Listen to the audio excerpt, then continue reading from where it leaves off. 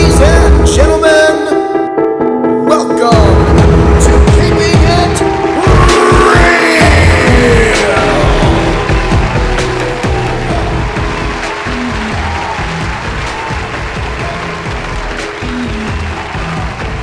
Greetings and salutations, everybody. Welcome to the show. You are tuning in to Keeping It Real from Wannabe Critic Productions. I'm one of your hosts, Gabriel Fast, and joining me today is the one and only Ethan Maestri, the geek in retrospect himself. Now, you haven't even put out an episode, though, in quite some time. What's up with that? The people want it. The people are asking. They're clamoring. Really? They're just, really? Because no. I see no numbers. I hear nothing. No.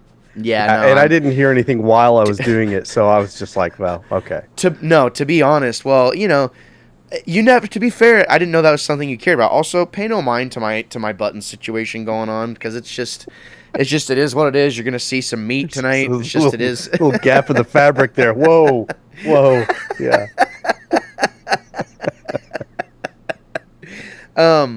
Got a ham in there with you? What's going on there? Yeah, it's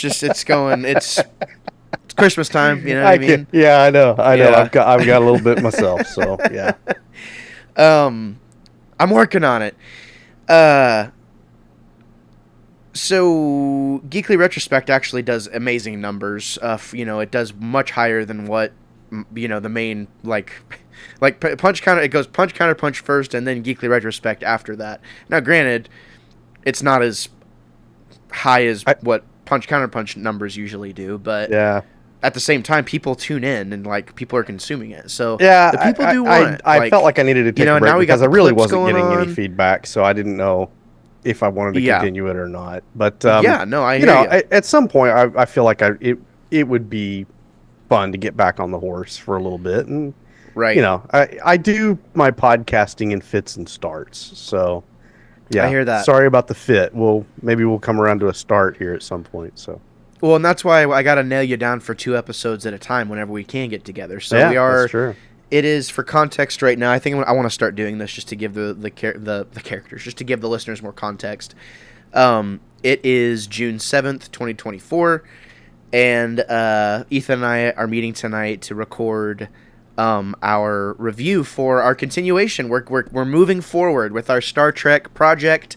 Obviously, those of you who have tuned in from... The voyage continues. The voyage does continue. I got to be honest, it was really, really awesome to wrap that up, that first phase of that project, and I was happy that you were on board to do more.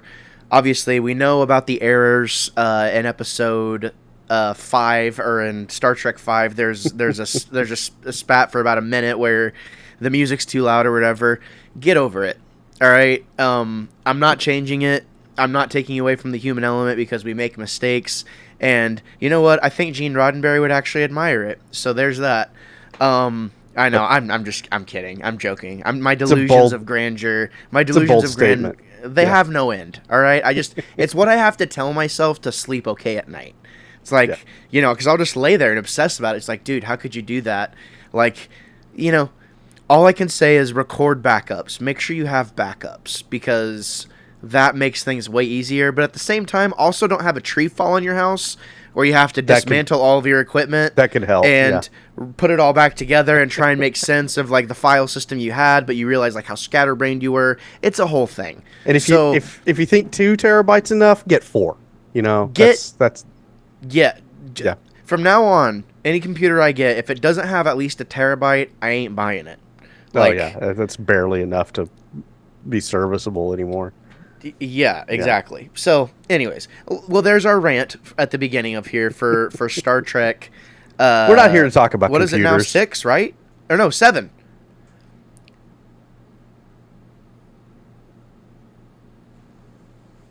It's Star Trek 7 because it's Generations, right? Yeah. Yeah, it is. Okay. So, Ethan, in true wannabe fashion, I'm going to throw it over to you. Give us a synopsis about give us some context, because I have to admit, spoiler alert, I did like this movie. I want to talk about it. I did feel a bit lost. And I felt like I had trouble. I feel like I had trouble because, for context, ladies and gentlemen, I'm not a Star Trek show watcher, so I've only watched the movies, and I've seen an episode of Next Generation here and there. And I gotta say, this movie made me want to dive into you are not steeped in the Next Generation lore, so that is a great point, and I did not think about that before coming into this conversation. So let's circle back to that, right? After I give you this little summary. So what we've got here is it's about 5 to 10 years after the events of Star Trek VI. I think probably closer to 10, maybe even 15 years out from that. And so our original crew, the OG crew, they have long since retired. But Kirk, Scotty, and Chekhov have been brought out of mothballs, essentially, brought out of their retirement. Well, Chekhov's probably not retired, maybe not Scotty. But in any case, they're brought out of retirement to come check out the bridge of the newest and greatest Enterprise, the NCC 1701B. Excelsior class in all its glory with all its upgrades. And yeah, it's a great thing. They're happy to be there. The cameras are on them. They're smiling, but they're feeling a little nostalgic, and they're feeling a little bit aged as well because things have changed. However, in true OG fashion, they go out on the Enterprise's shakedown cruise. It's just a quick run around the block, but of course, somebody's in trouble, and Kirk and the crew have to step in to save the day. They do so and save the day, but in the process, we lose the legend, the man, the myth, the legend, James T. Kirk.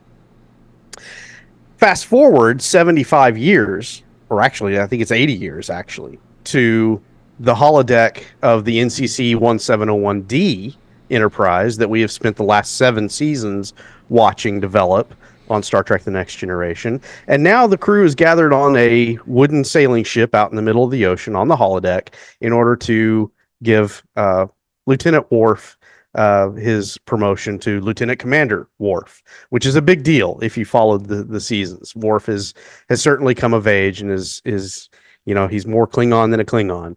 And it was great to see him get the promotion that was well deserved.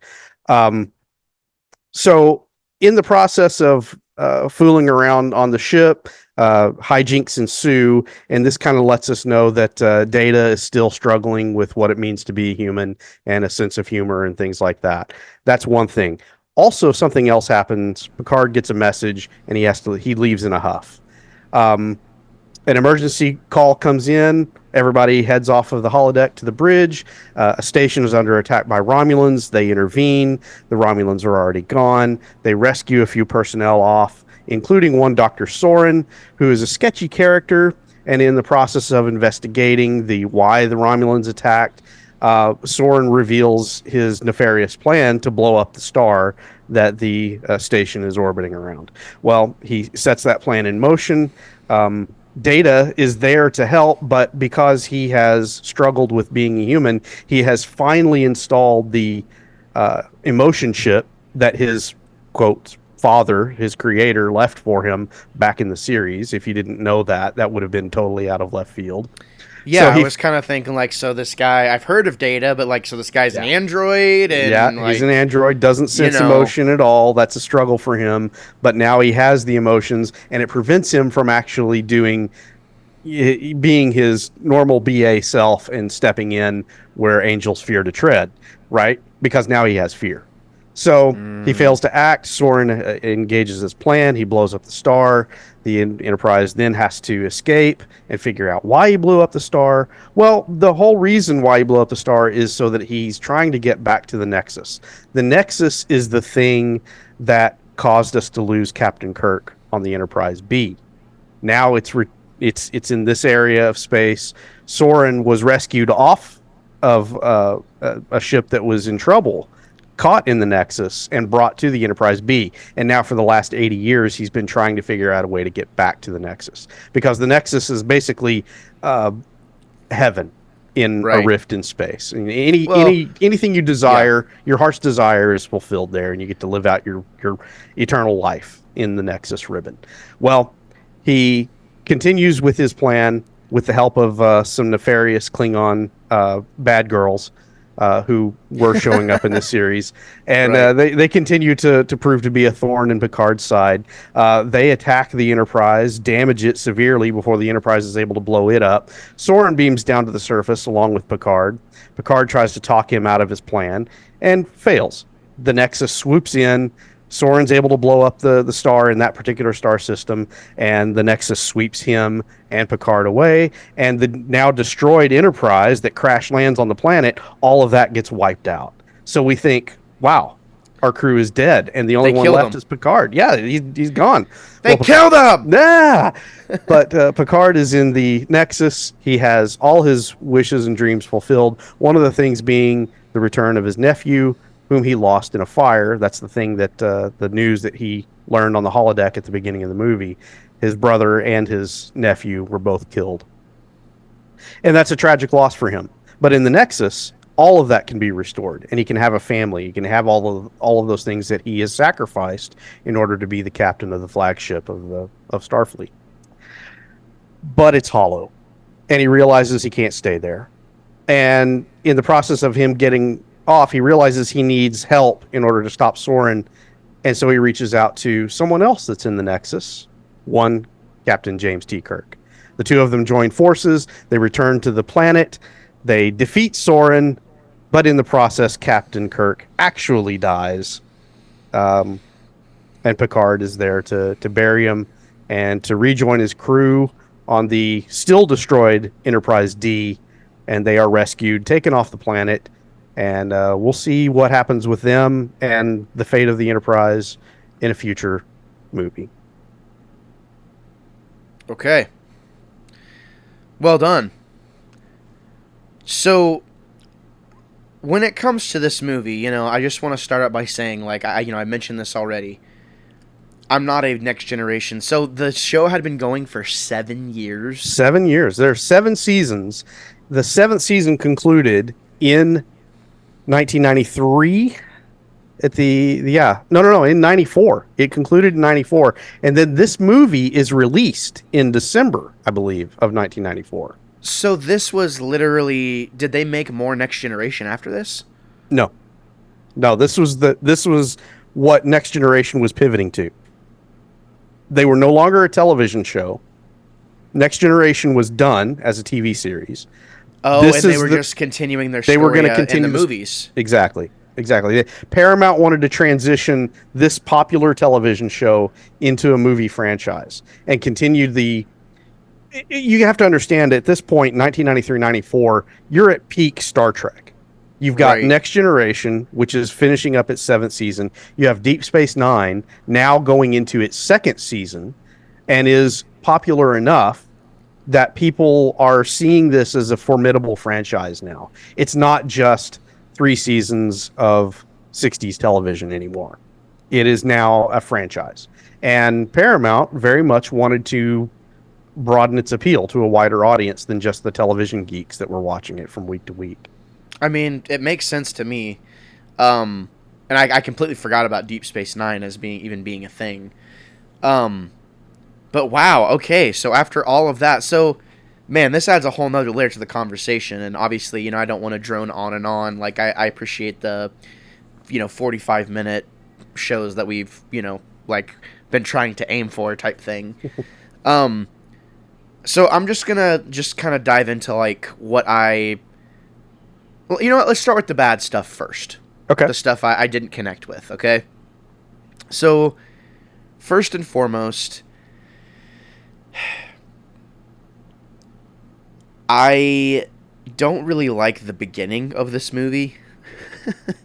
Are you talking about on the wooden sailing ship with the Next Generation crew, or are you talking about the Enterprise B and the OG crew? The OG crew Okay. and what they're doing. And Yeah.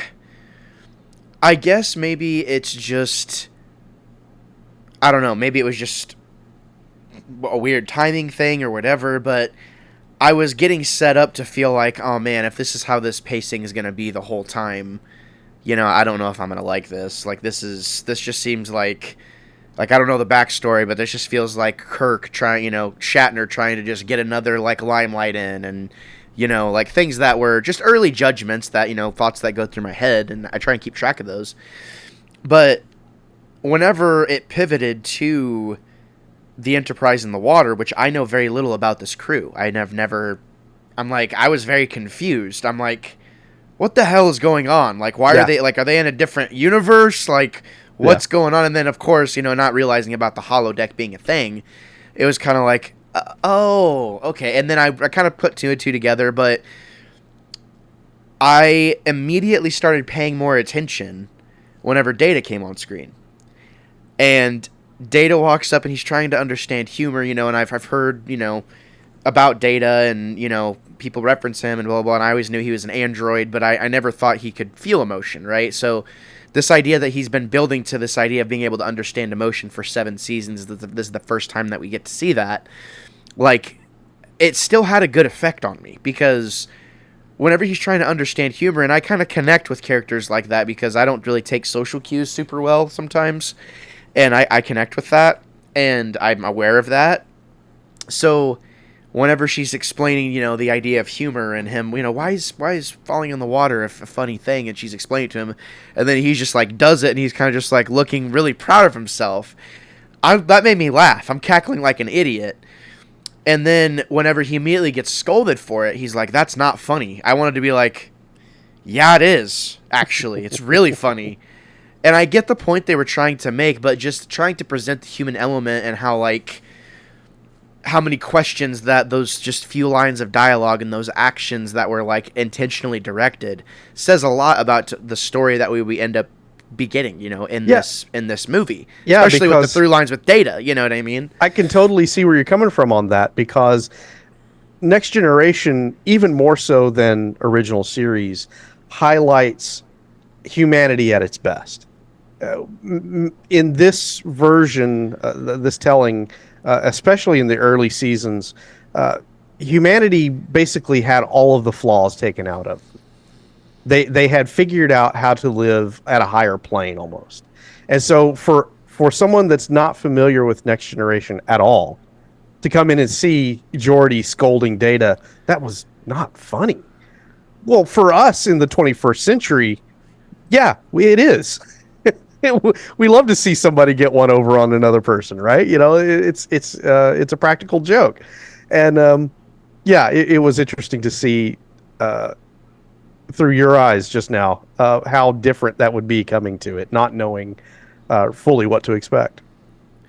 Yeah, I mean, it's just and that's kind of why this project works really well the way it does, is because you're obviously the veteran, and I'm kind of coming into it from a new perspective, and like a brand new, like I know nothing about Next Gen at all. So, but I was like, oh, that'll be an interesting topic, because I don't think that Ethan would be expecting that. But at the same time, I still think the movie is super effective, even regardless of, William Shatner I just don't like him. Like, I have a hard time with him, and especially after knowing everything I know about him now, obviously, like, talking to, like, Brandon and Matt and, like, their experience with him, and, like having, like, just feelings about what I saw on screen, and it was like, man, like, this guy just really believes in himself a little too much, if you know what I mean. Like, but I do have to say, he redeems himself for me by the end of the movie, and I think we might see some of Shatner's best character work in the films, like in the franchise potentially. Towards the end of the movie, I mean, I felt things for sure. But other than that, like, go ahead. Sorry. Well, I was gonna say on that, Shatner was highly reluctant to go through with this movie, and that. I feel like that kind of comes through just a little bit. But there at the end, you know, he's doing what he's being paid to do and what the script tells him to do, and he's giving it his all, and you can tell that. But behind the scenes, Shatner was not comfortable with the send-off that Captain Kirk was getting in this movie. And I agree. That is the thing that, in retrospect, has never settled well with me about this movie. I like the movie, but it's not my favorite by any means. And it's good in many places, but that's mainly to do with the TNG characters, what they do with Data, what they do with Picard. I like all of that. Um, I I don't necessarily like that Picard is more of a John McClane character in this movie, more so than what he was in the television series. But that's what Patrick Stewart wanted. He wanted to be more of an action hero, and that shows in the later seasons of Next Generation. And he gets to do it in full or in a bigger role here on the big screen. But as far as Shatner, I do agree that Kirk is kind of mistreated in this one. But you're right. He does a great job with what he's given to do in this film, I think. Yeah, so Kirk's done after this. We don't see him again. Yeah, he is exited this timeline. So, yeah, I mean, I tend to agree with what you're saying, and I mean, let's come back to that, because I do agree. I don't necessarily think it's bad, and I'm still kind of digesting it because I just watched it today. But I don't have much negative to say about this movie. I just wanted to get that out of the way. But let's circle back around to Kirk specifically towards the end of the conversation. Okay. I get a little burpy. You know what I mean? Yeah. Just a little burpy. Just a little podcast bubble. Yeah, just a little podcast burpy. I haven't uttered that line in quite some time, but it felt good. Just wanted to say that.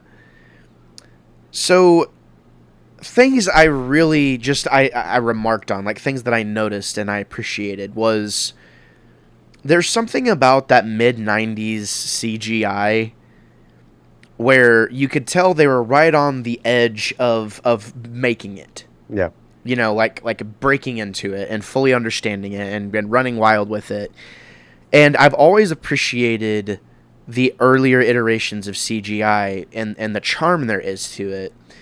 And, like, you know, seeing Toonami bumpers on like the shows that were coming out for around that time period that used similar animation styles, and it was like there's something really strange about being a young person, like a really, really young person, like 2 or 3 year old, and how everything, like, you have kind of vivid understandings of like your earlier existence, you know, like early on in your life, and it's crazy how you remember things, and like you see stuff and it's like, oh my god, like I remember seeing this as a kid, you know, whenever you revisit those things. Well, the CGI in this movie, the effects in this movie, gave me a similar feeling with the computer animation, and it kind of took me to like a Phantom Menace type situation where, you know, like it's kind of comparable to that, where it's very easy to say from a technical standpoint now, like, oh man, that looks terrible, but for the time that it came out, it's like, whoa, like they were doing unheard of things, and it's crazy to think of what they were able to do.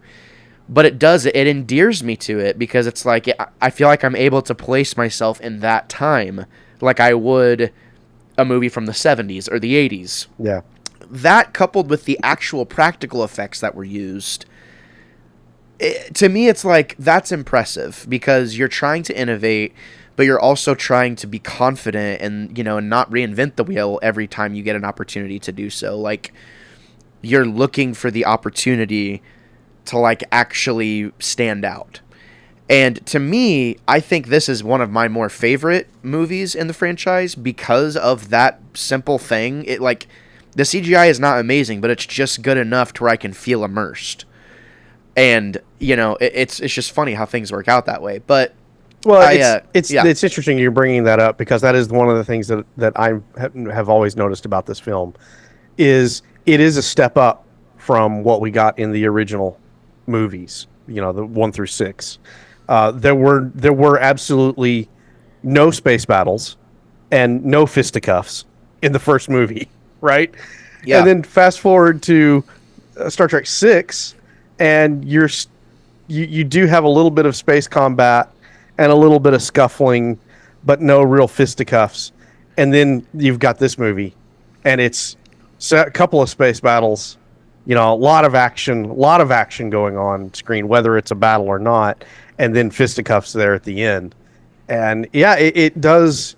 It's interesting to see how they were progressing Paramount in the teams that do all of these movies. You can see the kind of the changing of the guard with this film. Yeah, exactly. It's one of those things where it just seems like the direction and the creative teams came together in such a good way, and everyone executed on a really high level. And to me, that is what's impressive. It's like I can tell, and I can tell that maybe they didn't know how it would be received, but they were going to put their best foot forward and like double down on the things that they did believe on. Like we're talking about the effects and like the visual storytelling and like how things land. Let's pivot from that and talk about the character work, because obviously Picard's a no-brainer. Like Patrick Stewart's a badass. There's no getting around it. This movie literally makes me want to watch Next Generation because of the character work. It was like, oh my god, what have I been missing out on this whole time? One thing in particular, though, we're obviously going to get to Jean-Luc Picard, you know, here in a little bit, but I just want to talk about how they nailed it with Data. Like, we've already established the visual storytelling, like the effects, like whatever, the direction. I want to talk about how they added a B storyline, or a B character, you know, for lack of a better word. Like, of course, it makes sense, like, from the outside perspective of, like, okay, if you're a show watcher and you already know Data, you're going to pay attention to Data. But if you're not a show watcher and you just have seen the movies, this is your first exposition to Data, it's crazy how strong of a character he is in his own right, and how that performer, I don't know the actor's name, but just Brent how Spiner. he brought it. I mean, anytime Data was on screen, I knew exactly what they were trying to get at with what he's saying, and like the conflicting emotions, and how strangely in life, things that maybe you don't think are funny, maybe you're really serious about, or whatever, it comes back around way later, and you're like, oh my god, like that's so funny, like, you know, like, Well, yeah, and what you're identifying there is basically the heart of all 7 seasons of Star Trek: The Next Generation. They honed that character got honed over 7 seasons, and now you're seeing them. You brought it up brilliantly. He's the B story. Well, they got so good at doing that in the television show that it just made sense for them to do it in this movie, and they executed it very well. yeah, thank you for adding that. Again, like, Star Trek fans, do not come at me with pitchforks and mob mentality. I'm not claiming to be an expert. If anything, I'm the opposite. I'm a wannabe. He said the name. Yeah! Yeah! All right, that's enough. I 100% agree with you, and that's the beauty of storytelling and rich characters. That's why, if you're going to tell a story, make the character as interesting as possible. The story will write itself. Like, I'm very confident in that, and I feel like, in a lot of ways, like, I can't speak to this, but human nature is just deeply unpredictable. It's relatable, yet unpredictable, and I feel like, at the core of a lot of this material, you know, I'm a Roddenberry stan now. Like, I want to learn the ideologies and, like, the methods of his development process and what he was thinking as he was trying to, like, pour into some of these older, you know, some of the older characters, but also whoever the creator was for these new characters. I want to know what they were going through, because they are so precisely calculated, and I feel like I've known them and I'm endeared to them, even though I've not really been around them that much or consumed any of their content. Yeah. You know what I mean? So it's just really interesting. Just a note on the production and the timing of it. Like I said, the series had just ended earlier in May of that year. The movie comes out in December of 94. So essentially what had happened was filming of the television show wrapped up in March 94 sometime, when they filmed the last episode.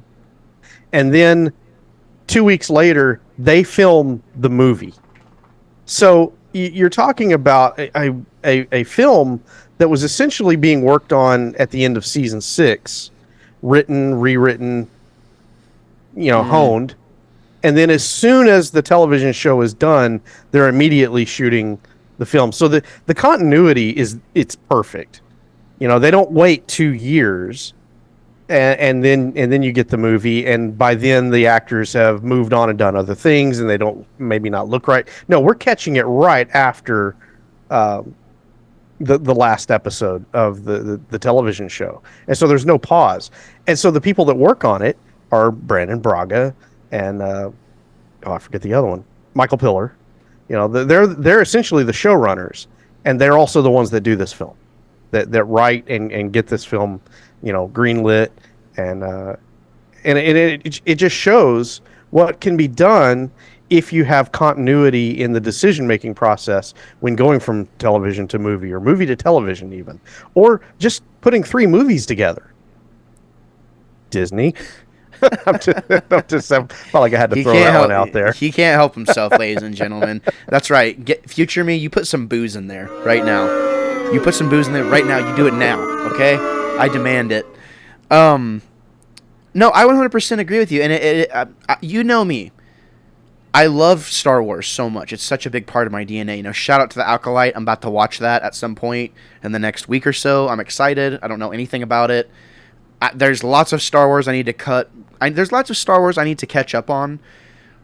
And because I haven't just really gone into that box at all. Like, it's just kind of been over there for the time being. And I've really been trying to be in a Star Trek mentality. And I came up with a saying as I was doing the dishes and watching this that I thought you might like. Lay it on me. If you want entertainment, watch Star Wars. If you want an education, watch Star Trek. Qualified education. Yeah. Qualified education. I'm being serious. Like, you really dive into these characters and really dissect what they're going through. They're talking about deeply complex emotional issues and real problems. And if you can decode those and understand why they're going through those and why it makes sense and you identify with it and relate to it, the story starts to become something much less big. It starts to become like, yeah, the story's the thing, but realistically it's about, yeah, these people overcame these issues and then saved the universe multiple times. And there are many instances like in TNG when the plot of the episode that you're in isn't that great, and you could poke holes in it all day long. But because of the ensemble cast and the characters and the time and the energy and effort that's been put into making those characters alive and real, it covers a multitude of plot sins. It really does. Well said. Well said. I appreciate that. I accept that.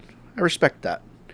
So yeah, Data, what was funny is, I want to go back to that for a second about whenever he shoves her and he looks really proud of himself, and I laughed. And then when he comes, Jordy is his name, he comes over there and he's like, that was not funny. So that does make sense. They've kind of elevated themselves, which even speaks even further to what's going on, because that shows just because you eliminate the flaw, that's actually not good.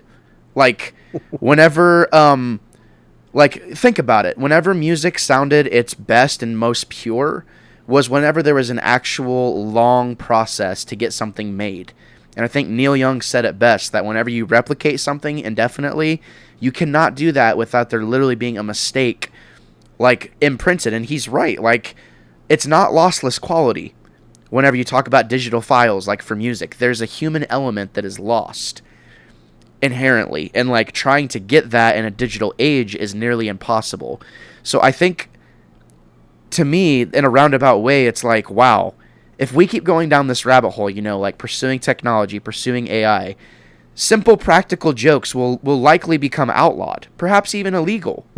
You'll never even think about doing that to another human being, because even though it might be your base inclination, and we are very at our primal level, we know what's funny and what's not funny.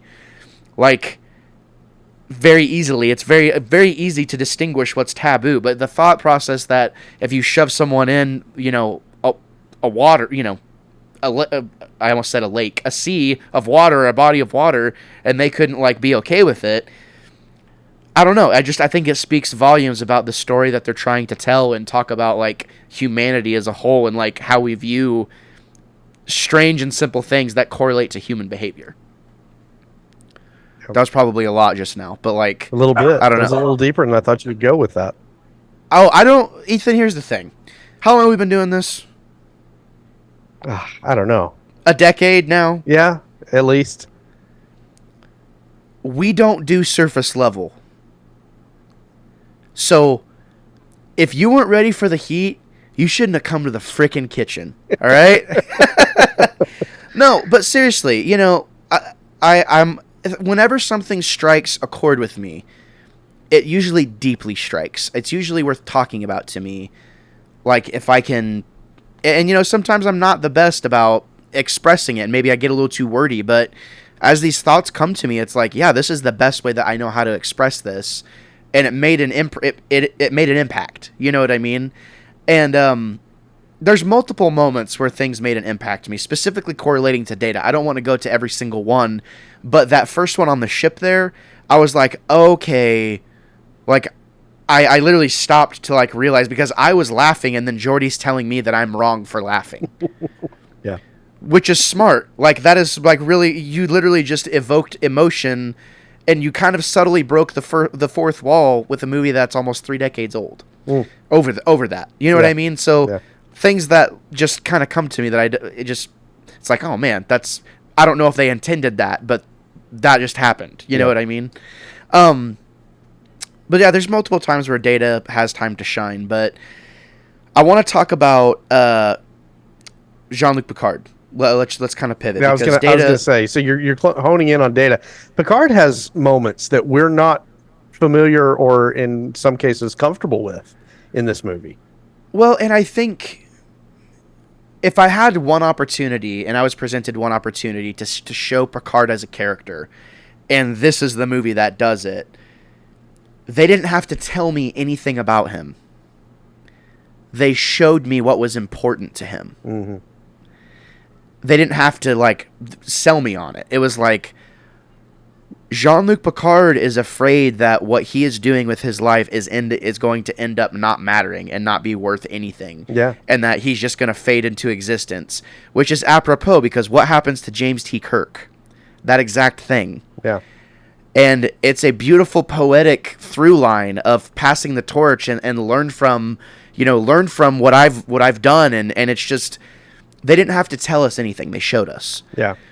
So one thing in particular, whenever they're focusing on his brother and you know, particularly his nephew, that really struck a chord with me, because like, I love my uncles. Like, they would, you know, like, I was always around my cousins, you know, as a younger man, and like, it was just, you know, all of us being together, you know, you get to know your family in a different way. And like, it's strange because like, understanding my uncles have helped me understand my own family, and like even things about myself. It's like, oh man, like this trait or this quirk kind of runs in the family, and I now understand a better way to kind of deal with that. So whenever that happened, that already kind of struck a chord with me. Whenever he's lost his you know, his brother and his nephew, but then the fact that he shows emotion and is willing to cry in front of his crew, I was like, oh my God, like, you wouldn't see Kirk do this. No, exactly. And I was like, that's why, and I'm just going to say it, Kirk's the man, don't get me wrong. Jean-Luc Picard is the better captain from what I've seen so far here. And you're not alone. You're not alone in that thought. There are a lot of people on YouTube that are taking your side and nodding their heads right now. There's a lot of them that are throwing stuff at their screens too. But it's apples and oranges, okay, Kirk lovers. And I'm not. It's the things I admire about Kirk. I totally get it, because for me it's not Kirk. For me it's not Picard. It's Sisko. But that's me. Sisko in Deep Space Nine? Yes, he's my captain. Okay, we need to talk about something after this episode, because I have a really good idea. So I say Kirk is the better captain. That's obviously not objective, and it's obviously not true, because, or I say Jean-Luc Picard is the better Picard is the better captain, and Kirk is not. But in reality, it's apples and oranges. Kirk is a hero, and I want to pivot to him a little bit and just kind of rope him out, because I want to talk about the smaller details of what I noticed in conjunction with Picard, and then we can talk about, you know, his ultimate demise later on. But like, to me, getting to see an old Shatner ride horses and still like bring it action wise, and I'm like looking at him doing these things, and I'm like, yeah, that's Kirk. Like, that is Kirk to a T. And he did the Michael Scott thing where he's being a complete idiot, like with his acting chops, and like not really selling me on anything at all, really. Especially in the beginning when we see him and he's like, you know, like he gives that like Kirk smirk. Kirk smirk. That's a good band name, or even a good song. Yeah. Kirk smirk. Then he totally redeems himself in the scene at his house with Antonia, And I'm like, holy crap! Like William Shatner can act. He and he made suckered me you. feel something. He suckered did. you. He really did. I did not see that coming at all. Yeah. And in those moments, I was like, this might be peak Shatner acting, like in a lot of ways, I think. But just their relationship, about how they're two complete opposites that have one thing in common, that they just want to help. And seeing how the different flavors of that, like what that looks like. You know, it's the same thing with like, you know, I hate to make this comparison, but it's like Charles Xavier and Magneto. Like, they think they're helping in their own ways, but they can't come together fully. You know, it's like you could not put these guys on the same crew, I don't think. No way. And the fact that things kind of aligned the way they did, where they do end up meeting, it's like, wow, like literally the universe fated it to happen, which I love when stories do that, because it speaks to the human element of the design, and that you want whatever your focus is, like you have to make it seem a little magical, like it's a 1 in a million chance for it to have that effect. And correct me if I'm wrong, but didn't they do something similar when they brought Spock back in the later movies? Like, the stars just kind of happened to align that way. Yeah. And, you know, they mirrored that. And obviously we know what they did with the Khan scene and trying to mirror Wrath of Khan and Into Darkness. Like, that's fine. Whatever. I'm all okay with echoes. But it doesn't change the fact that they showed us that these two guys could never be on the same crew, but that they could work together for a common goal. Yeah. For something that mattered. And for something that actually mattered. Regardless of what their stances were on X, Y, and Z, and how whatever, they had the ability to come together for the same goal. Yeah.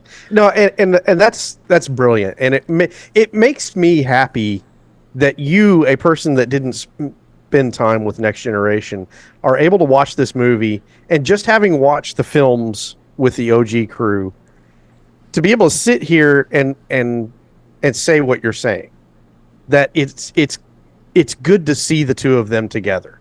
You know they don't work. You know their dynamic is vastly different. They are diametrically opposed in how they approach problems and how they would be captains. You recognize all of that. But you recognize also the entertainment and the specialness of what was depicted on screen there in 1994. And I think there's a lot of cynicism about this movie that has existed over the years, mainly because of everybody comes down on the Picard wasn't treated right. Well, that's not the point. Yeah, it doesn't matter how Picard died, or not Picard, Kirk. It doesn't matter how Kirk dies. It's how he lived. And what did he do leading up into those last moments before he did finally die? He was doing something that mattered, and it wasn't just for himself. You know? And I mean, yeah. No, exactly. And so it makes me happy that you're able to recognize that and not look at it and say, well, this seemed like a gimmick just bringing Kirk and Picard into the same movie. Because I feel like that's what a lot of people look at this movie as having done. And that just goes to show, if they feel that way, they don't know the characters and they don't understand. And it's like, it's what they did with Kirk in that house. Like, and I hate to say it, but Endgame totally ripped off this dichotomy in this relationship. And it's like, wow, like, Russo brothers, I'm calling you out. You guys are Trekkies, and you have been sprinkling Trekkie DNA into the MCU, and that's why the MCU isn't good anymore, because you haven't been doing that. So, Marvel, I'm calling you out. Just bring the Russos back and just let them be your creative directives. That way they can bring the right people in and do your job for you. Hell, give them Disney, too. Like, and wrote Favreau and Filoni in there. And now you have a literal, like, you'll win every time. Just throwing that out there. But that moment in the house where we see Shatner really, like, selling us on... That's Shatner speaking there. I 100% believe that, because this is a man that obviously his career is about to fundamentally change and has probably changed over the past decade. He's having to come back to something and relive memories and relive, like, personal things in a very tumultuous time. Like... The conception of Star Trek and, like, the way it happened, it's like, on paper, man, today, that probably wouldn't happen. Like, it'd be some indie thing that may get X amount of audience, but the fact that it happened, it's like, yeah, you wear that badge of honor, but at what cost? And for him to be able to fully immerse himself into those moments, and it's like, oh, this is the day, like, he's having those memories, it's like, I really felt that. It was like, people in any forms of, service of any kind, your life will pass you by. Like, your life will pass you by regardless, and that's one of the core themes of this movie, and why it ties in so beautifully with what the villain's doing, is because what is his whole thing is, it's like, time's coming for you. Yeah. And the selfish inclination is to want to give in and like indulge what could have been. Can we talk about Soren for just a second? Dude. It's kind of tragic to me that he's not somewhere up on the list of Star Trek villains. Yeah, he's not the most dangerous, although he is kind of unhinged a little bit. You get a sense of it. But he delivers monologue. Malcolm McDowell delivers monologue in a way that there's not, other than Mercado Montalban, I don't think we've seen anyone else rise to that level. Maybe Ducat in Deep Space Nine a little bit. But when he gives that speech about, what is it that he says? It's stalking you.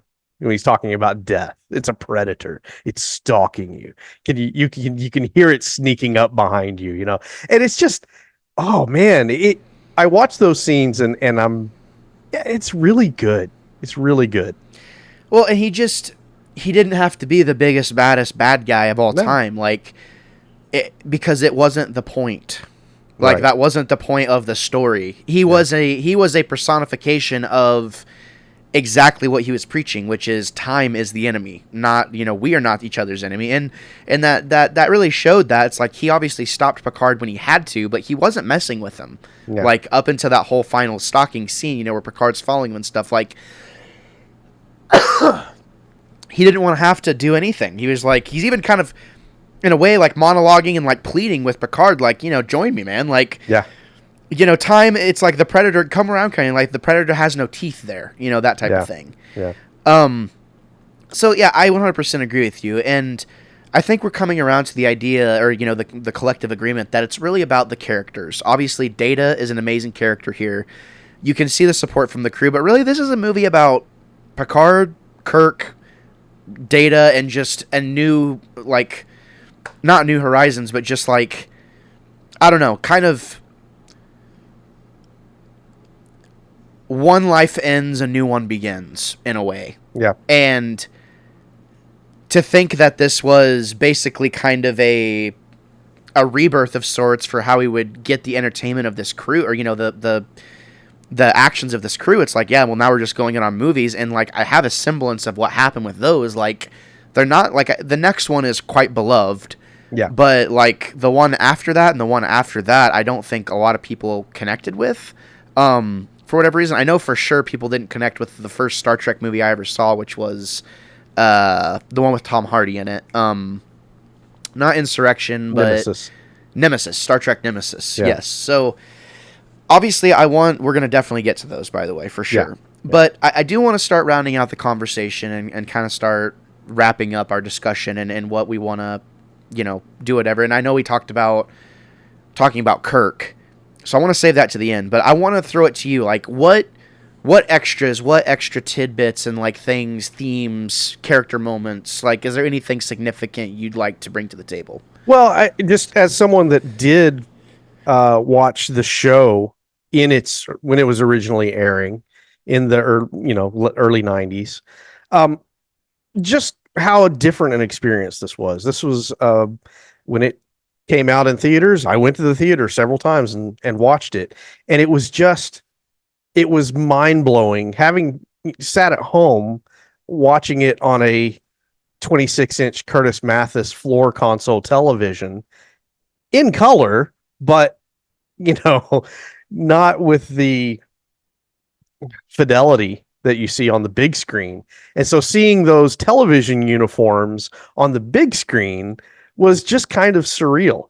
And then, they were able to do sets like the stellar cartography, right? The big round room with the CGI graphics, zooming in on space bodies and rotating 3-dimensional. It was eye-popping. And it was different than what you got in the television show. And so that was, another, just kind of pushes out the wall a little bit further and gave you your imagination something else to think about. And then, the ship gets destroyed, right? Lucky shot by the Klingon ship. They get a shot off and blow up the Klingons, but now the Enterprise is crippled and the warp core breach. And that was always the threat in the TV show, that the warp core was going to blow up. Well, now we get to actually see it happen, and they have to evacuate to the saucer section. They separate the ship, which we got to see in the television show, but not like this. And then you have the whole crash sequence of the saucer crashing down onto the planet. And it was amazing. And it was a ride. I remember sitting in the seat, and when the crew, you see in their faces, they're shaking on the screen. I'm in my seat, just what's going to happen, Well, and that makes so much sense because I was watching it, and here, and Emma was working in here. And when that's happening, like I had it turned up, and granted, her desk is like right next to the TV. Yeah. So I had it kind of turned up, and it wasn't. So there's all this like crashing. Like I was thinking to myself, I'm like, God, this ship sequence is like really drawn out. It goes on. Like, what's going on?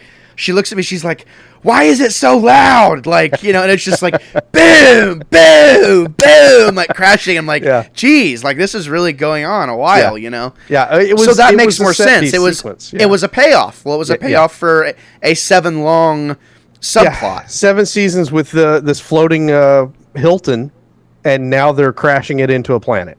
And so, it's a little bit of a long sequence, but if you followed the show, this was kind of a big deal, So yeah, and then there at the end, it's really touching, the scene with Data and his cat.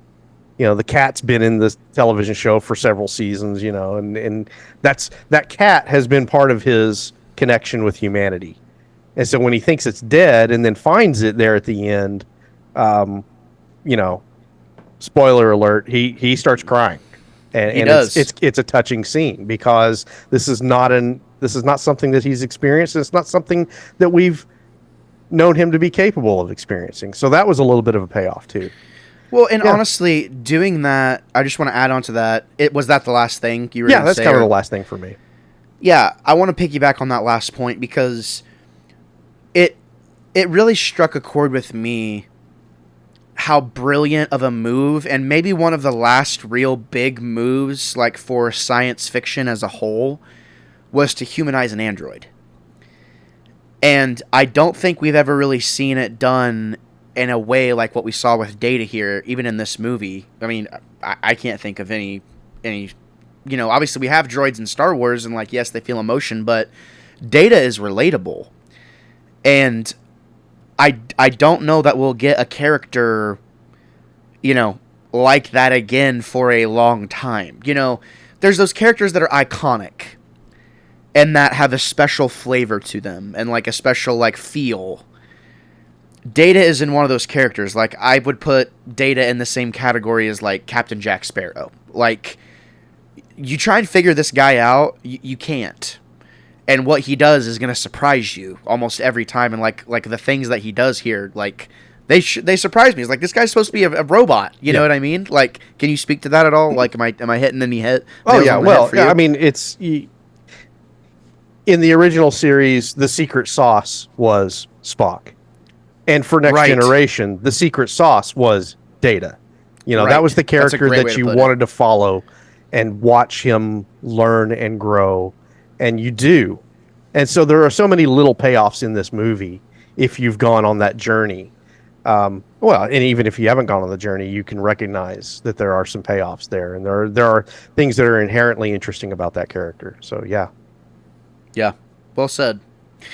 So let's wrap up this discussion with talking about the big old elephant in the room. Like, obviously, it gave me one of those things where I had to really... I'm still digesting, and this opinion may change, as we inevitably revisit this conversation over the next few decades, because you're going to podcast with me until you die, whether you want to or not. So just prepare for that. I don't know how I feel about that. I just told you how to feel about it. It's going to happen. All right, I guess I have to accept it. Like, Wannabe is going to be around until I die, for sure. So, they gave me a platform to talk. That's the worst thing they could have ever done. Is that our catchphrase? It can be. Wanna be or die. Wanna be. Instead of ride or die. That is Sorry. genius. Cut that, and it's yours now. Use it. Wanna be or die. Oh my god, that is like do or do not try. Oh my god, dude, you're a genius. You're a marketing genius. We're using that. I'm getting merch made with that on it. The big old elephant in the room is around this iconic character dying in the way that he dies. To me, it felt my first inclination was, man, this doesn't feel earned. This feels cheap, you know, that he did this thing. And the fact of the matter is we get a hint as to why that works in the house scene. I'm going to give, and this isn't a confirmed whatever, I don't know if this exists on the record in any way or if anyone's ever gone this deep and talked about it, but there's a scene in the house where right whenever we show up and, you know, Picard shows up and he sees it's Kirk and Kirk is chopping wood. So the eggs are burning. Looks like someone was trying to make eggs. We're in the Nexus where time is it doesn't matter, right? And to me, I see a lot of 2001: A Space Odyssey's like just logic, world logic, and just ideology kind of like imprinted in the idea of the Nexus. They put that scene in there because they want you to think about how long Kirk has been reliving this loop. And Picard getting there is that thing that causes the loop to change, because Kirk accepted like what he accepted the fate that was given to him in this endless loop. And we reiterate that with the horses, you know, he acknowledges this isn't real. Well, guess what? He says, "Oh, I must have jumped that 50 times." Well, guess what? We only saw him jump it like 3 times. But the fact that he can recall that he has done that tells us it's like perhaps he's been here for quite some time. Even though we're told it's like, oh, you know, it's new to him. It's like, well, we don't see things from his perspective. He may have lived this thing until Picard is the thing that pushes him to realize you can't stay here and live in the past. It's gone. You did the thing. This is your life now. Like, yeah, you left her, you left this, and the thought process that you're going to do something better, go back to Starfleet and relive the glory days. And, you know, it kind of speaks like really deeply to me because, you know, I think about people like that go to the military and like go in the Army and the Marines and stuff like that. And a lot of them come back with jobs where they can be on, you know, on base here in the States or whatever and like work locally, regardless if they had to go to war or not. But some of them don't want to be here. It's too comfortable. Like, they want to be in the field because that's what they feel like they're meant for. Yet they have all the comforts in the world and all of like the good fuzzy feelings in their own backyard. Yet they want to, they still try to aspire to like a greater purpose or what they view as a greater purpose. So Kirk knew going into this last scene, this last thing, that this is it. Like, they showed us that he had the potential to die within the first 10 minutes of the movie. They killed him, for lack of a better word. So they told you what they were going to do to him in the first 10 minutes of the movie. They set you up for it. And that's why it's a conflicting thing when he dies the way he does die. Because it's like, oh, he didn't go out in a blaze of glory and explosions and, you know, blah, blah. It's like, yeah, he did, actually. Like, he died with honor. Like, without him, they wouldn't have won. Without what he did, just because he didn't do what Picard did, they would have lost. Right? So then it becomes a matter of, okay, what's heroic is subjective, which is an even bigger thing to that we don't have time to dive into. But I'm going to throw ahead. Another little monkey wrench into your diatribe here. Do it, because you're focusing on Kirk in this moment with Antonia and what could have been, right? I'm going to throw another little wrench in here because one of the things that OG fans of the show can't stand about this movie. I'm sorry, I cut out for a second. So Okay. you said, yeah, go ahead. Yeah, one of the things that OG fans cannot stand about this movie is the fact that Kirk is stuck in this loop that you're talking about with Antonia and what could have been in the house and everything and the horses. When they're in reality, as they see it, all of this should have come back to Edith Keeler. Edith Keeler was his one true love that he fell in love with in the 20th century in the episode City on the Edge of Forever. And it's like the Pulitzer Prize winning episode of Star Trek that everybody comes back to as like the best episode of Star Trek. I don't buy it. I've never bought it. I've never bought that argument that it should have been Edith Keeler instead of this unknown Antonia. Because what happens is people age, they change, they move on. And for Kirk, this was the best time of his life. And you, OG fan, might think it's Edith Keeler, but no, it was Antonia. And I understand for production reasons they had to come up with their own thing here, and that's why it is what it is. Let it go.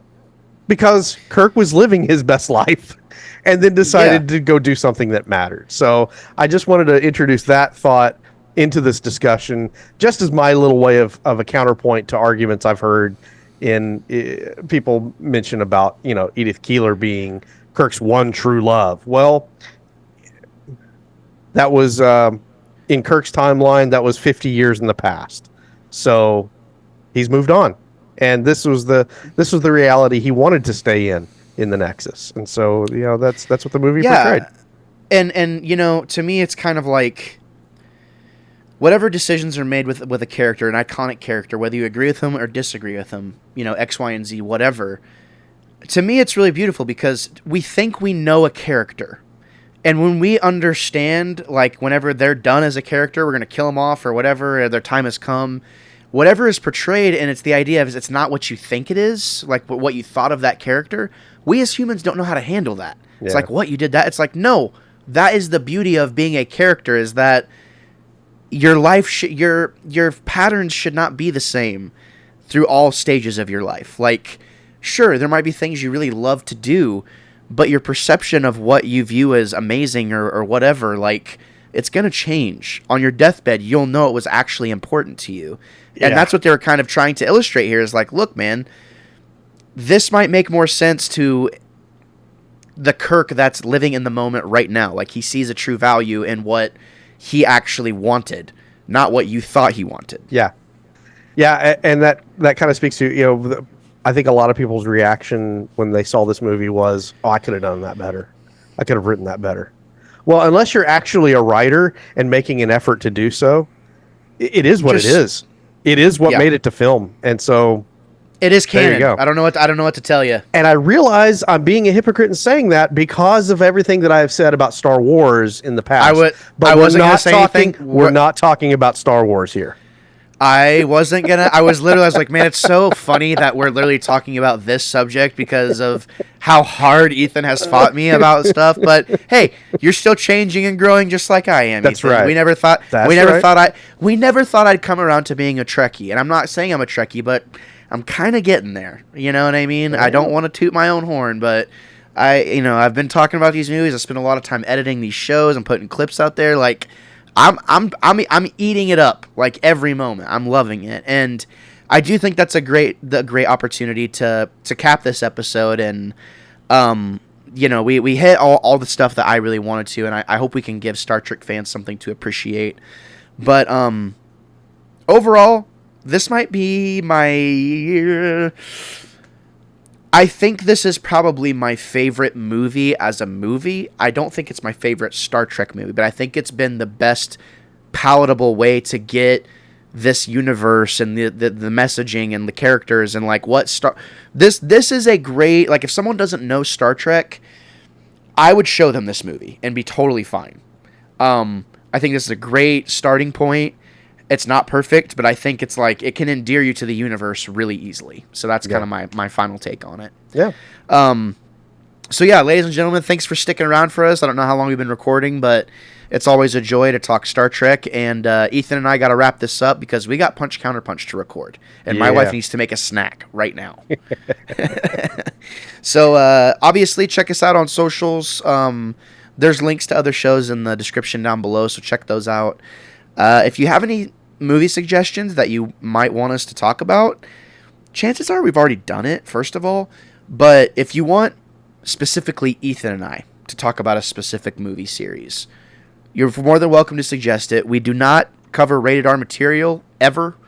So don't try. Don't put it out. Like don't suggest it. Don't even look at it. Don't even think about looking at it. That's a quick way to be ignored. Yeah, we're just not gonna do it. So, Ethan, thank you so much for your time, and it was a pleasure. Yeah. So here's this. Auf Wiedersehen. That's the next show.